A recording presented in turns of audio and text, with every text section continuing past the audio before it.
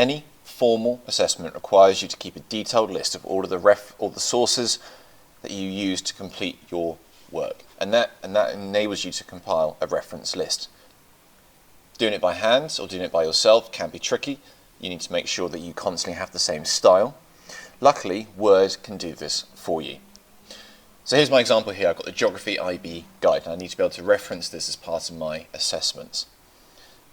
Simply, on the document, I go to References, and I want to be able to insert a citation. Now, before you start, you need to make sure that the style complies with your education and establishment requirements. I'm just going to use APA for now because it's the first one, but just to change it, you click on the drop down arrow and you can select the one that you need. So we need to insert a citation, so I just click Insert Citation. There's one I've already used.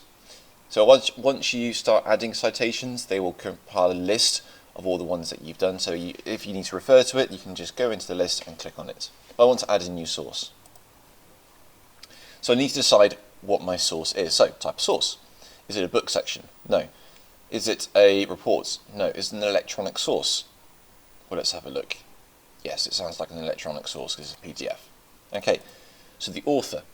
It's a corporate author.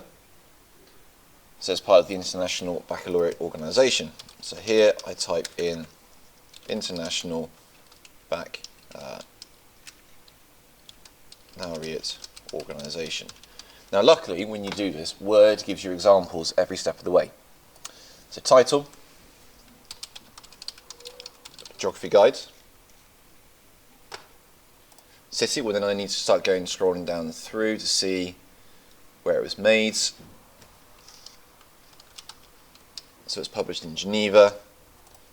Country, Switzerland. Year 2017. Month, February.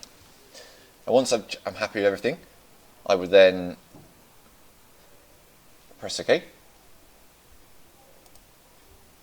And there we go. There is my reference there. Now if I scroll down to the bottom, you can see I've already got a reference already done. And if I just click Update, it just puts in the International Baccalaureate Organisation for me. Now, if I need to be able to edit this because I want to put a quote in, or I want to shorten this to be IBO, just so it's a bit easier, simply click on the drop down arrow, convert to static text, and I can put IBO 2017, and this is quite useful if I also want to put in a quote, so I might want to put page 11 or something like that. And that's how you use Word to reference any material that you need for your formal assessment.